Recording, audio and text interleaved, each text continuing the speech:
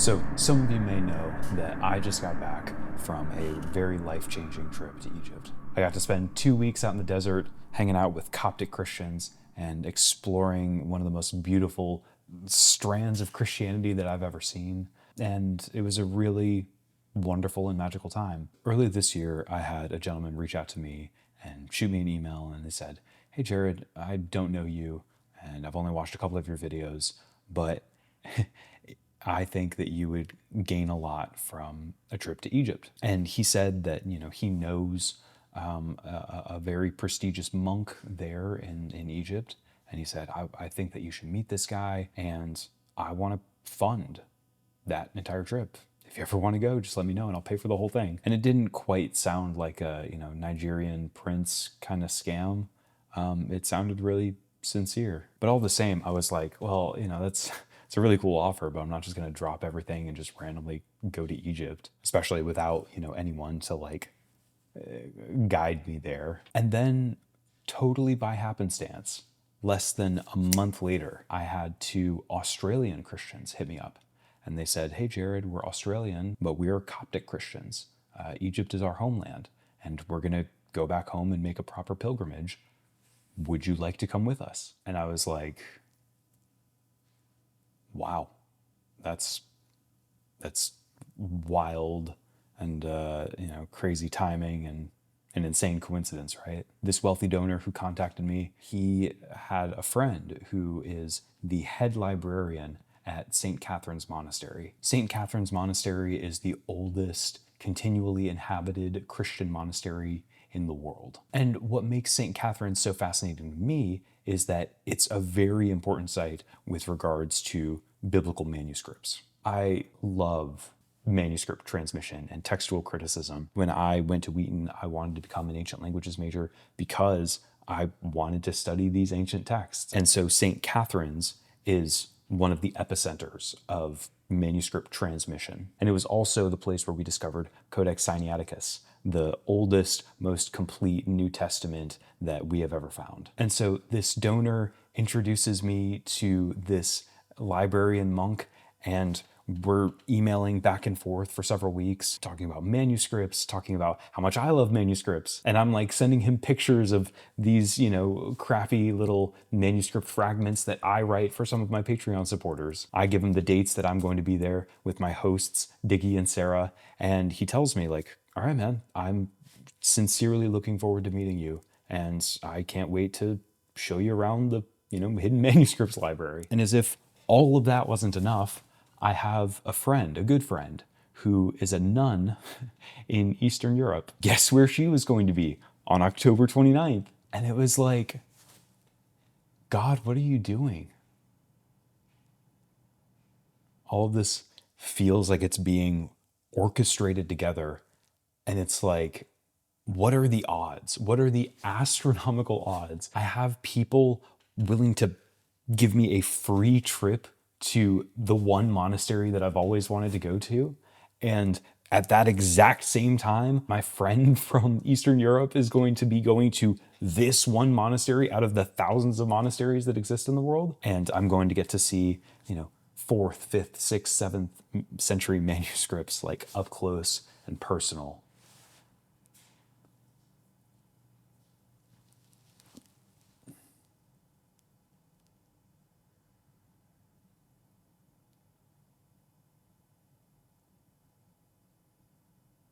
And none of it happened.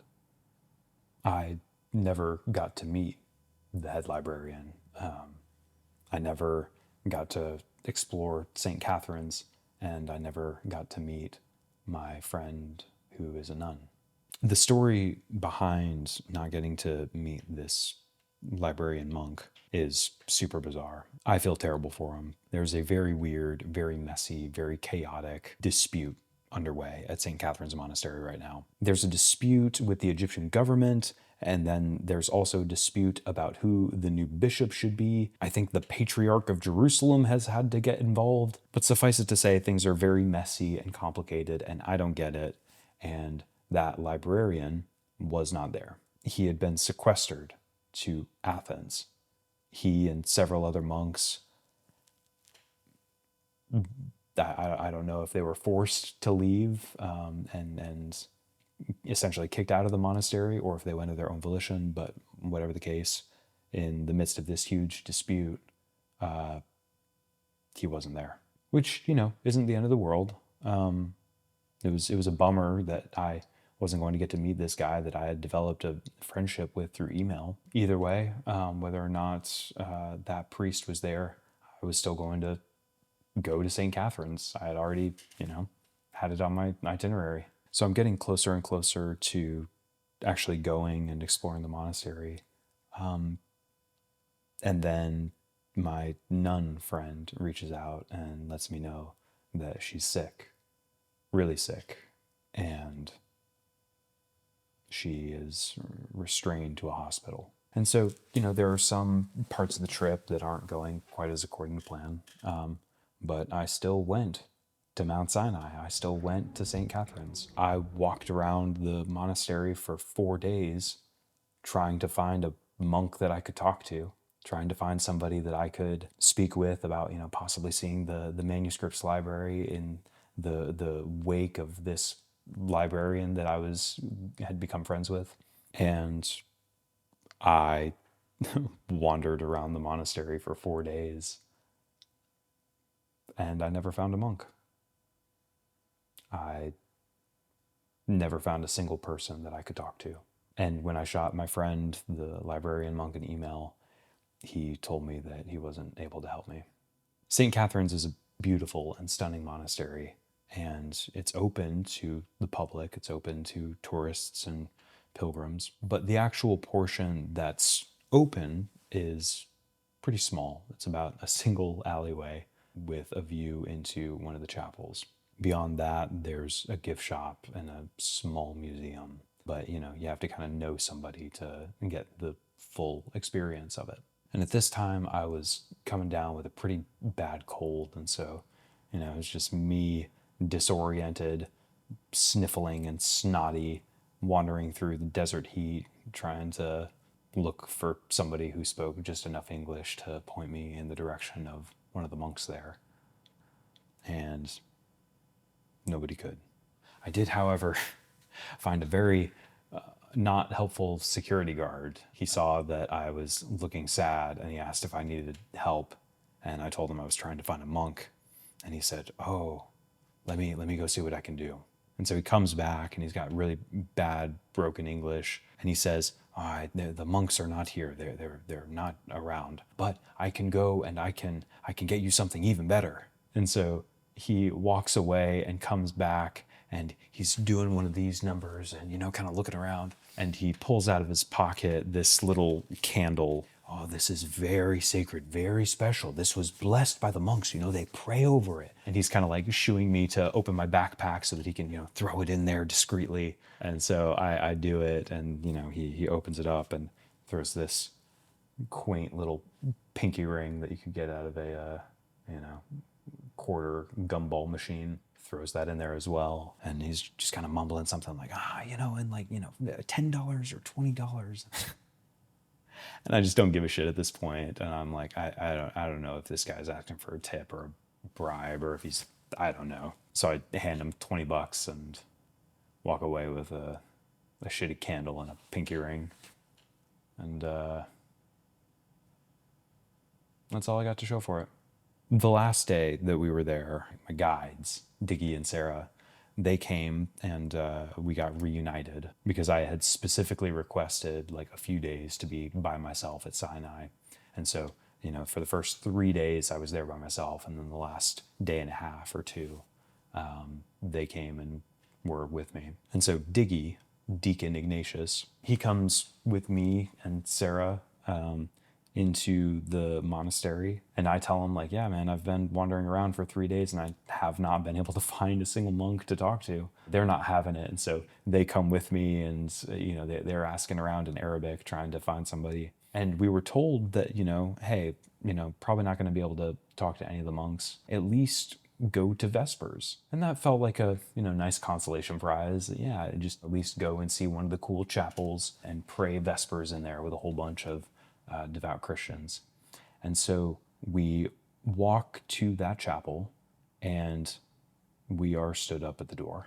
And the gentleman guarding the door says, well, I'm sorry, but you're Coptic. You're not Eastern. You're not allowed in. I should have mentioned that. So St. Catherine's Monastery, got a very bizarre history, but it's actually not a Coptic monastery. It is a Greek Orthodox monastery. So they're Eastern Orthodox rather than Oriental Orthodox. Diggy, my host through this whole thing, he is Coptic. He is Oriental Orthodox. And so when we tried to go inside, they said, hey, we're sorry, but you're not an Eastern Orthodox Christian. And if you wanted to pray Vespers here, you should have talked to one of the monks beforehand. And when we tried to reason with him and say, my guy, I've been wandering around this monastery for 4 days trying to find a monk to talk to about this whole thing, he was unmoved. And when I told him about the librarian monk that I've been talking to for months, he said, well, that monk isn't here. It's been a long time since I've felt a cosmic rug pull like this. And again, I need to stress this really hard. I'm not trying to blast these poor people at St. Catherine's. I'm not trying to, blast this or that organization or denomination or any of the people involved in this thing. I'm not criticizing any of these people. I'm criticizing Providence. Or maybe the idea of it. Now, hear me out. Had all of this gone according to plan, I still would not believe in providence or predestination or divine coordination, but I would have taken all of that and said, all right, I'm humble enough to say, point made. I don't believe that it's God. I don't believe that it's the universe trying to tell me something, but fair enough. It looks pretty cool. I still would have believed in the stochastic, random nature of the universe. But had it all gone according to plan, I would have felt the tug of providence. And I would have, maybe slipped into smiling about it and letting myself get caught up in the mystery and who cares? It's beautiful, and maybe there's something going on here that I'm too stupid to understand.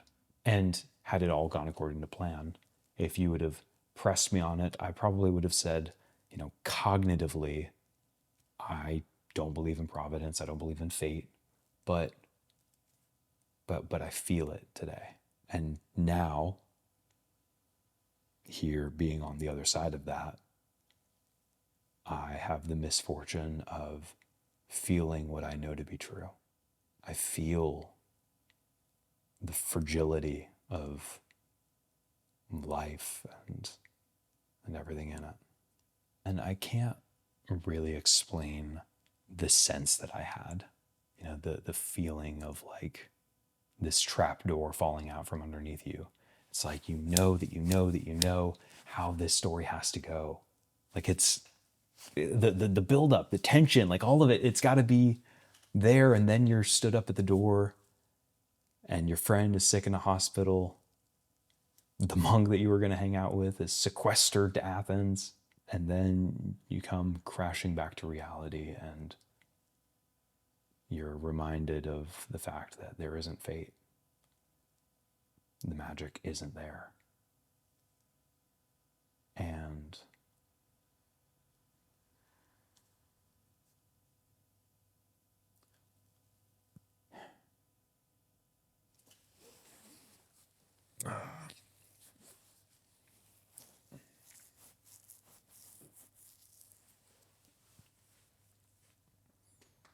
so many times it just feels like how this story has to go.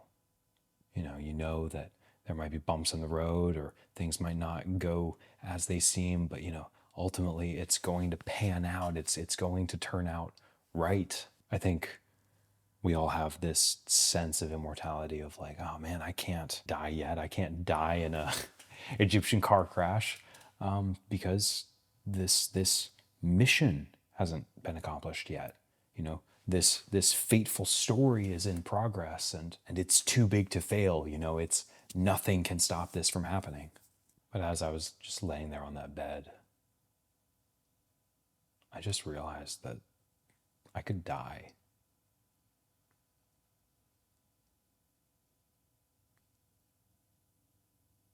The universe doesn't owe me anything, and there's no guarantee that I have to make it out.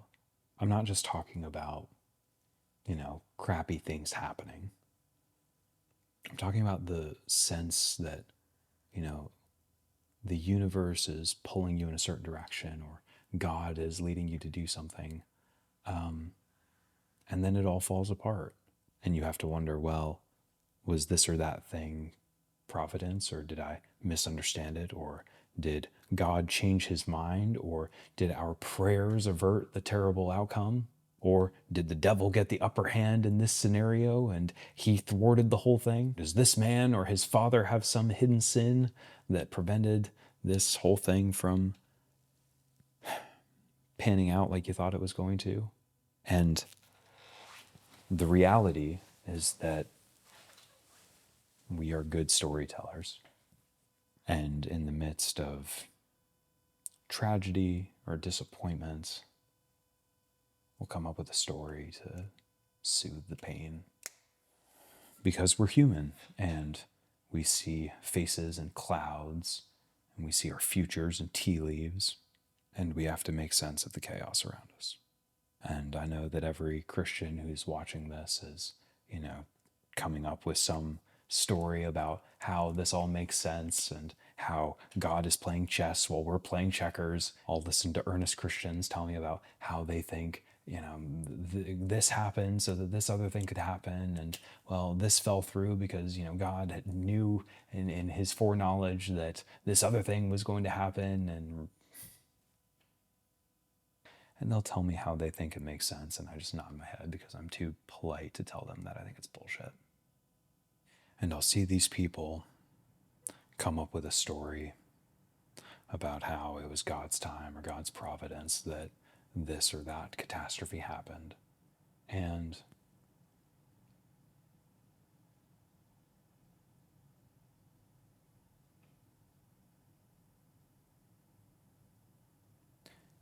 I feel nothing but compassion for those people, because I think that the harder truth to accept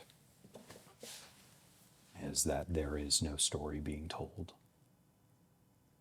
We're just damn good storytellers. Ultimately, I need to pause here and say that this entire trip was not a flop. Egypt was wonderful and incredible, and I had a life-changing trip there, and I felt myself fall in love with Christianity all over again. But when it came to the thing that was candidly the whole purpose of the trip, it just fell apart, man. Now, I can already hear the condescending voice of, some asshole who says something like, oh man, some plans didn't pan out, therefore Jared's pissed at God and that's why he's an atheist. And that's not what I'm getting at, man. It's this sense of we feel like we know what's going on behind the curtain. These little times where people feel like the Holy Spirit led them to this or that. Oh, this was such a God thing. He led us to buy this house or move to this city. He showed us the perfect school to put our kids in, or he gave us these new best friends to keep us company here.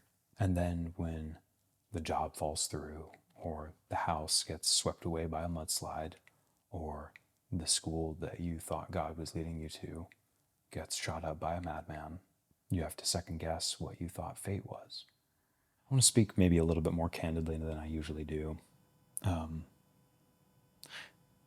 I know the vibe that I give off, and people often think that I'm like, this close from reconverting. And I don't know how to say that I'm not. I never was. People think that I do atheist church audit because deep down I hope that it's true, or because I'm hoping for just the right song or the right sermon to bring me back to Jesus. And I don't see it that way. I feel like I'm able to do what I do because I'm so thoroughly convinced that it's not true. There was something that I read in one of my journals a while back, and it was something to the effect of, I've studied Christianity enough to know that I believe that it's bullshit, but not so much as to lose the sense of reverence that I feel for it. And I see that reverence everywhere. I see it in the monks and I see it in the priests, and I see that hope that is able to give meaning to the noise. And I respect the hell out of it. And I admire it. And I respect the people who are able to construct these stories about how, there's meaning and purpose and silver linings and hope in the ashes. But I think that's just because we're too uncomfortable with the noise. There were certain parts of the Egypt trip that were hard. Early on in our trek, we went to El Muharraq Monastery, which allegedly is, the monastery that sits on top of the holy site where the Holy Family, Mary, Joseph, and Jesus, fled to Egypt under the rule of King Herod. The problem is, Mary, Joseph, and Jesus never went to Egypt. Scholars are very confident that the flight to Egypt and the edict to kill all the young baby boys, none of that happened. That was a theological invention of Matthew in his gospel. It only is mentioned in Matthew. It's not mentioned in Mark, Luke, or John. And the reason why he invented it is because he's trying to showcase Christ as the new Israel. And something about that felt really unsettling to me, where this wasn't just a site where an alleged miracle happened, but the site itself was bullshit. Like, nothing ever happened here. There was a story in Matthew's gospel about this thing happening, and then once upon a time, some dude said, oh, it was probably this cave. And the rumors and legends started accumulating traction, and then eventually a monastery was built on a rumor, on a story. So, back on Mount Sinai, we woke up at 1 a.m. in a Bedouin motel to go and climb Mount Sinai with my guide, Sarah. And I think I did it badly. I think I hiked Sinai badly because, you're supposed to go and be a pilgrim or whatever, and you're supposed to think about Moses and the Ten Commandments and the burning bush. And I didn't think about any of that shit as I was marching up those steps. I was thinking about my mortality and how wrong I was with regards to what I thought was happening, what I felt was happening. This entire leg of the trip had been a total disaster, and the people who had paid thousands of dollars to send me on this trip, I was going to have to come back to them and apologize and say, I'm sorry, y'all, but it didn't happen. And I was thinking about how cold and chaotic and unforgiving the universe is, and how sometimes shit happens and you're not guaranteed tomorrow, and you don't get a story. If you're lucky, you can cobble one together, but you're not a part of something bigger. I'm not a part of something bigger.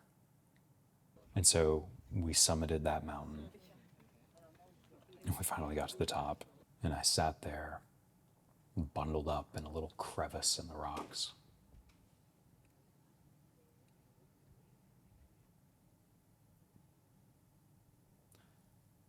And I looked out over the horizon, and I didn't care that this all might end tomorrow.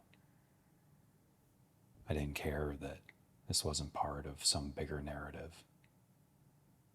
I was just there. And that felt like it was enough. At the place where the I Am spoke to Moses, I was.